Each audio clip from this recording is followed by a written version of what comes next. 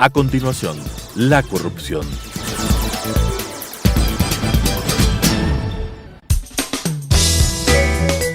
Clasificación B, bajo supervisión de un adulto. Son de exclusiva responsabilidad de sus autores y de quienes intervienen en ellos.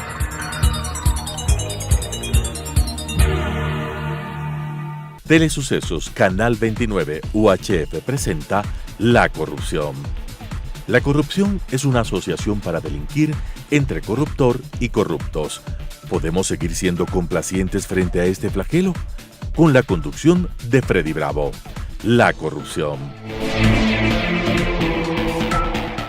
Estamos frente a tres temas que pueden ser importantes en la coyuntura y quiero compartirlos con ustedes, amigas y amigos. Hace pocas horas veo una comunicación del legislador Bernal, legislador por la provincia de La Suay, si no estoy en un error. Hace precisión en un tema, pide explicaciones en un asunto que debió haber sido hace tiempos tratado. ¿Ustedes recuerdan la 20ª cumbre en la República Dominicana, presidida por su anfitrión, el expresidente Fernández, Leonel? Cuando a pocos días de los incidentes en Angostura se encuentran los presidentes Uribe y Correa. Y Uribe hace una presentación que en otras épocas, en nuestro país o en cualquier parte del mundo, habría significado que le cancelaban el boleto de retorno al señor Correa, pues. Porque todo lo de que ahí dice, todas las precisiones que hace y toda la documentación que presenta era realmente demoledora. Demoledora. Cuando fuimos testigos y vimos a través de los medios de comunicación lo que pasaba con el expresidente Kuczynski, PPK, era un tema, voy a hacer un ejercicio comparativo, voy a intentarlo, un tema muy difícil, casi imposible de sostenerlo, de hacer una especie de estrategia en contravía a la contundencia de las denuncias que se dijeron. Pero eso, al lado de lo que pasó en la República Dominicana, no tiene punto de comparación. Pues no, si aquí había un acto de indelicadeza, de corrupción, como se llame, cobrar honorarios siendo ministros, por la vía de una llamada consultoría, de eso a lo que le dijeron en la cara al señor Correa, quien no tuvo ni la más mínima categoría, menos porte, ¿qué se puede decir de explicación frente a lo que el presidente Uribe decía respecto a las computadoras encontradas en Angostura? Yo ya he escuchado por ahí decir, ¿cómo es posible que las computadoras quedaron intactas? No. ¿Cómo así? ¿Por qué no, pues? Si de las partes de un computador se puede reconstruir el mismo y sacar datos. Sí, pues tampoco es tan frágil que digamos como cuando uno borra a propósito, que aún borrando quedan herramientas y disponibilidades tecnológicas como para recuperar información. No puede ser tan frágil, pues, ¿no? Porque ¿qué sería de una computadora de un banco? Si se borró así que usted no ha depositado nada, no tiene sentido, ¿no es cierto? Por ahí hubo una declaración que acusaban a un ministro del Ecuador que estaba con Reyes en Angostura, y él sostuvo de que no era él, sino el presidente del Partido Comunista de Argentina. Entonces, ahí sí la fotografía servía. Pero bueno, el legislador Bernal creo que ha hecho lo preciso y realmente debemos aplaudirlo de pies. ¿Por qué digo esto? Porque como que a algunos legisladores esos temas no les interesa, y peor en el pasado, o por miedo, por esa famosa amenaza que en algún momento como que la implementaron con algunos ciudadanos, de la traición a la patria. Traición a la patria es lo que ha hecho Correa. entregarse a las FARC y pedirles plata y recibir plata para su campaña. Esa es una traición a la patria.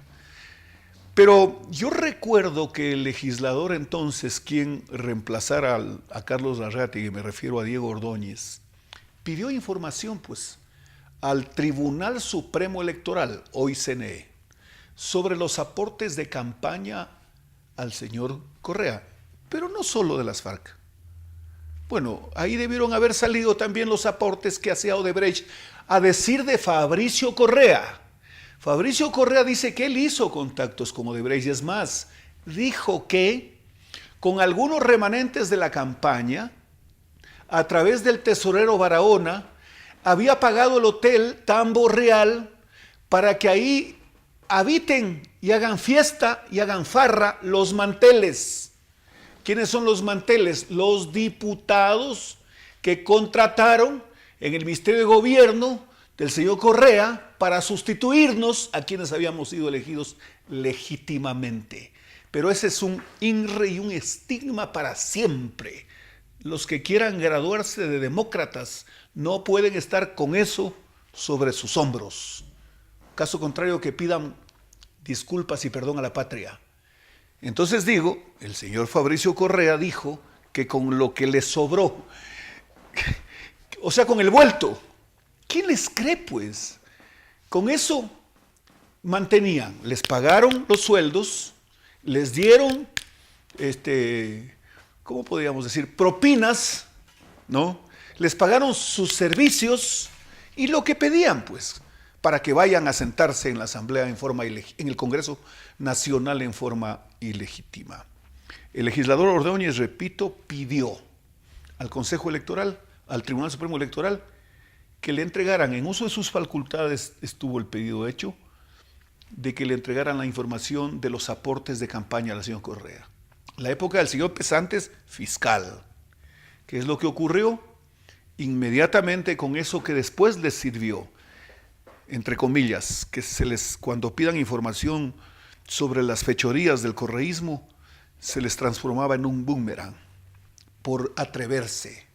Ahí está pues el caso de Fernando Villavicencio, de Figueroa, el doctor Figueroa y de Clever Jiménez. Ellos por denunciar lo que hoy todo el mundo sabe, tuvieron que ir a vivir en Sarayaku, estar fuera del país, con orden de prisión, con grillete y todo. Y no es una concesión lo que yo digo respecto de ellos, porque eso es verdad.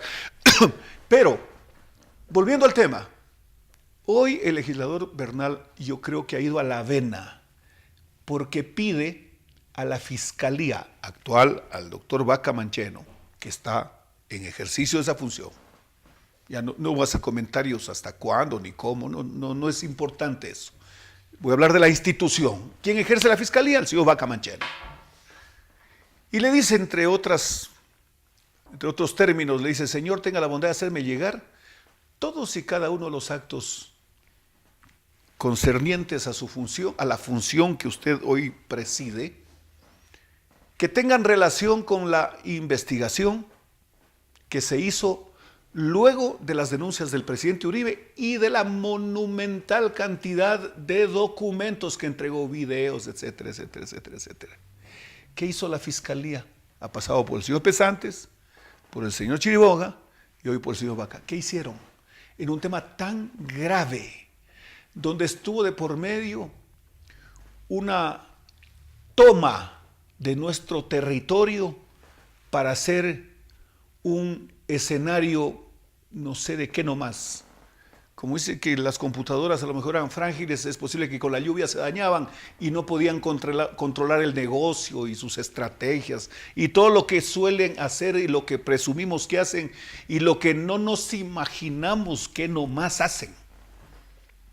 Así que yo creo que es importante que estemos atentos a la respuesta que tiene que dar la Fiscalía. Pero no quiero dejar pasar esta oportunidad y este tema como para decir, también habrá que preguntarles a los mandos militares de la época, ¿qué hicieron? ¿Qué hicieron? Los mandos militares para actuar no necesariamente deben esperar la orden, no. Porque si alguien invade nuestro territorio, No es pues que tienen que tomar la Motorola y decir, perdón mi coronel, defiendo la patria, disparo o no disparo. No pues, no, tienen que actuar. Y cuando alguna vez usaron este término, y en caliente, con mayor razón. Entonces, en la parte procesal, llamaron a algunos de los señores mandos, que cuando dieron el golpe de Estado también se callaron, ¿no?, a preguntarles qué hicieron respecto de las denuncias. Supongo yo pues que algunos de esos documentos eran documentos que tienen que ver con el territorio, mapas, coordenadas, etcétera. ¿Quiénes más que los mandos debieron haber estado atentos como para ir a la fiscalía y pedir que se les tome versiones, en fin, que se llame a la gente que estuvo en el departamento de inteligencia? Y luego, pues, cuando se da el tema de los radares fallidos y de los helicópteros Drup que se caían, podemos, y quién sabe que el legislador Bernal va a llegar a la conclusión, por una serie de documentos que le llegan, hechos, informaciones, datos, lecturas, archivos, etcétera, que a lo mejor el tema de la caída de los Drup no era un tema mecánico, sino era una especie de la contraparte. Mira, compañerito de la frontera, te estoy comprando estos helicópteros que se van a caer. Con eso tú tienes vía libre, porque además no va a haber piloto que quiera volarlos. Si se cae uno, si se caen dos, se caen tres. La psicosis puede durar hasta ahora. Así que yo solo quiero en este tema decirles que estamos en manos de un legislador que ha pedido una información y que no habrá posibilidad alguna que no le den una respuesta. Porque una respuesta contundente es no hay documentación, punto. Si no hay documentación, hay que ir entonces en busca de quienes tenían la obligación de la custodia de los documentos. Sí, pero no del conserje, no de los funcionarios de tercera, no. ¿Quién tenía la obligación institucional de la custodia de los documentos? En el mes de mayo del 2017, quiero invitarlos, dice aquí, fragilidad de la UNASUR en un pantano de conflictos. Y lo raro, lo curioso, lo que me ha llamado la atención, para bien, es que esta advertencia, pero en el marco de una visión, dice, ¿quién es? Es el actual contralor en ejercicio pleno de sus funciones, el señor doctor Pablo Célir. Él es el que advierte, pero hace un año. Yo estaba chequeando algunos temas y me van a permitir por precisión, no puedo prescindir de las citas. Nos dice que la UNASUR fue producto de una retórica deshabitada, con una sede y sin mando. Qué espectacular. Producto de una retórica deshabitada, sin sede, con una sede y sin mando. Ustedes recuerdan la única vez que se reunieron los presidentes, cuando hicieron la presentación, o como llamen, pues yo ya no sé, en tratándose de un personaje, porque en tratándose del expresidente García Moreno sí sé cómo se debe decir, pero estamos hablando de el señor Kirchner, pues. El señor Kirchner, que es uno de los cabecillas de esta banda, de este grupo, de estos cachiporreros de la franquicia castrochavista. El señor Kirchner está avergonzándonos a los ecuatorianos, porque está ahí, pues, en un monumento. ¿Monumento a qué? ¿No? En eso que llamaron la UNASUR y que hoy se hace polvo, que hoy desaparece. Pero es que es lógico suponer que eso iba a pasar, pues. Porque las instituciones eternas que tienen que ver con estos temas, de una patria grande, de Departamento de Justicia, derechos humanos, educación, etcétera, no pueden estar pues en manos de una aventura como esta, que como dice el Contralor Celi hace un año, no es otra cosa que un escenario con una parálisis institucional, disimulando su ineficiencia con encuentros eventuales, de esos que no quedan sino exclusivamente en una especie de pretexto para el turismo institucional. Ustedes recuerdan que en paralelo a la UNASUR, el discurso cuando se dio el tema del default, el no pago y teniendo los recursos, el no cumplir las obligaciones le ha costado al país, según el economista Marco Flores Troncoso, estudioso del tema, algo así como 60,000 millones de dólares. Me explico, de la comprensión que yo tengo lo que él escribe y lo que lo he escuchado hablar en algunos medios de comunicación. 60,000 millones de dólares le costó al Ecuador el default, el no pago. ¿Por qué puede decir más de una persona? ¿Por qué? Pero ¿cómo así pues le costó tanto? Por una sencilla razón, pues. Porque nosotros nos quedamos sin opción de ir al mercado de capitales, a los multilaterales de crédito, porque es obvio, pues, si la ministra, el señor Correa, me refiero a la ministra Elsa Viteri, pues, que era la ministra que dio el discurso frente al señor Olmos en Ciespal, con el fiscal Pesantes incluida, que salió a llamar a los expresidentes para que vengan a declarar sobre el endeudamiento. ¡Qué payasada, pero tan monumental! Yo digo, cuando de repente recuerdan esto y se paran frente al espejo, ¿no les da un poco de vergüenza de esa payasada que hicieron ahí con un delincuente internacional como Olmos, pues? ¿Por qué? Porque estuvo indiciado en varios temas penales en su país y fuera de él, pues. 60,000 millones le costó esa trama. ¿Y quién va a responder por eso? ¿Quién va a responder por eso? Habrá que buscar el camino como para perseguir a los autores intelectuales y a los cómplices. Y por supuesto a los ejecutores. Ya en el manejo de la deuda están ahí, de cuerpo entero, en todo un papelógrafo que los pone en evidencia todo lo que hicieron para, primero, esconder las cifras y segundo, declarar de reservadas. A mí nadie me busca esto. 60,000 millones, digo, costó el default. ¿Quién va a pagar? No, pues, no debe pagar el pueblo ecuatoriano. Debe haber forma de a todos ubicarlos ahí y pasarles cuentas y repetirles con lo que avancen. Por último, si no tienen para pagar todo, que paguen lo que tengan que tengan para responder, pues.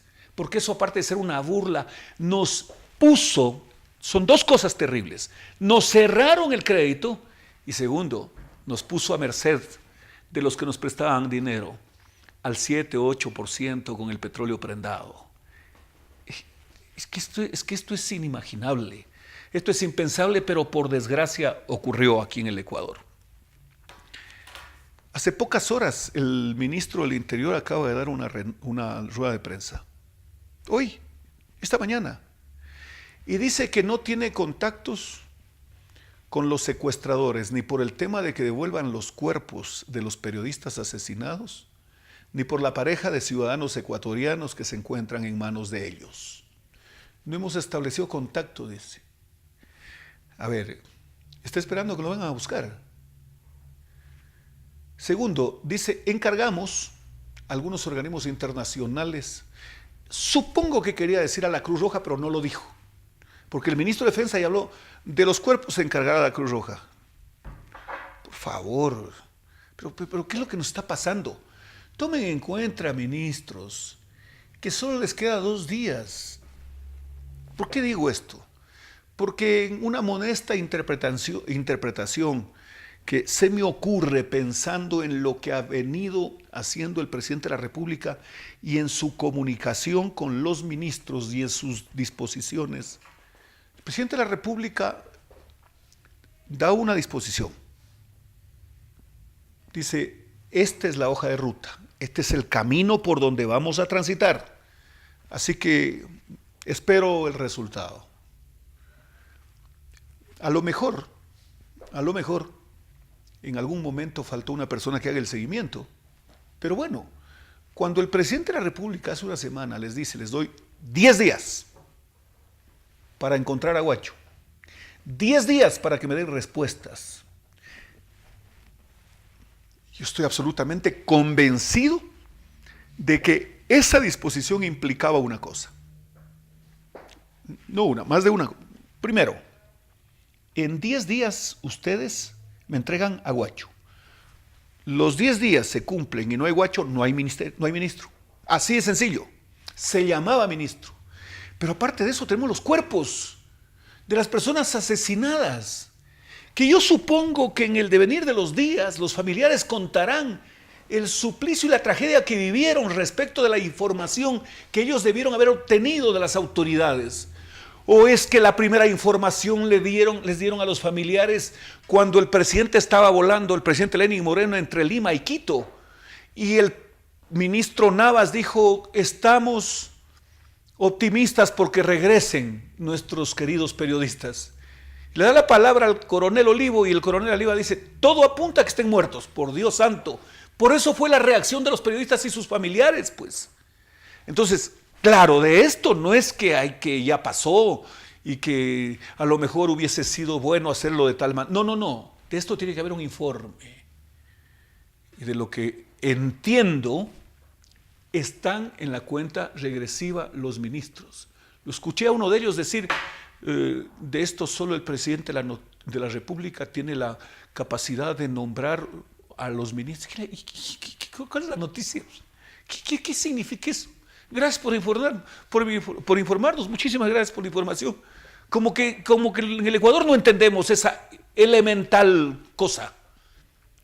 Sí, pero además ya en este caso ya no están por sí solos o de mutuo propio en condiciones de dar un paso al costado. No.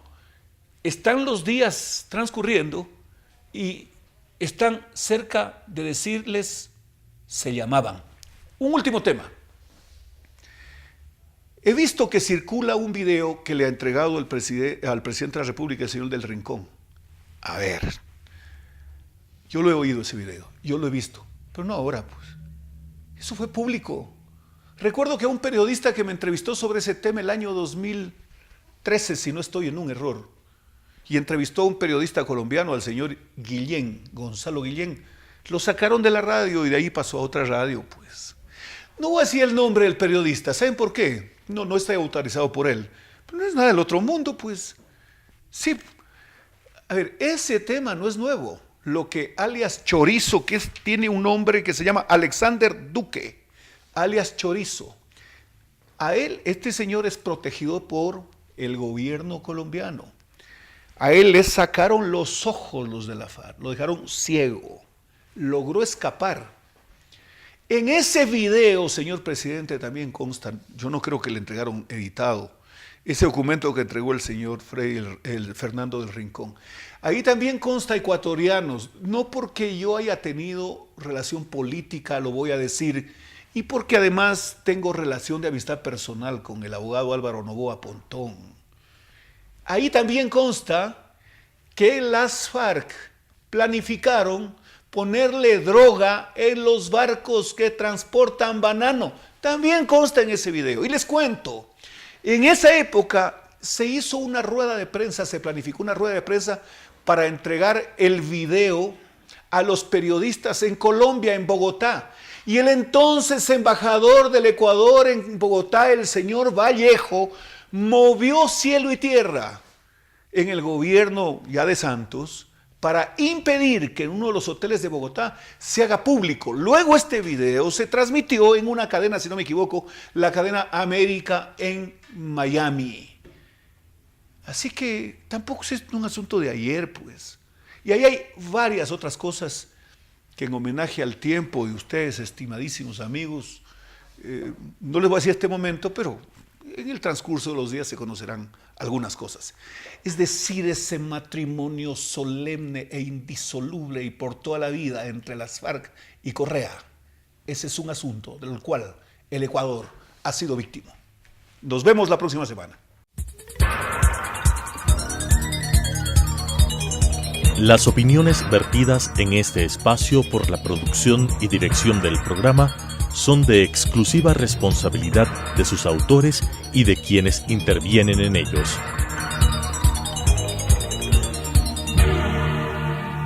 Telesucesos Canal 29 UHF presentó La Corrupción. La corrupción es una asociación para delinquir entre corruptor y corruptos. ¿Podemos seguir siendo complacientes frente a este flagelo? Con la conducción de Freddy Bravo. La Corrupción.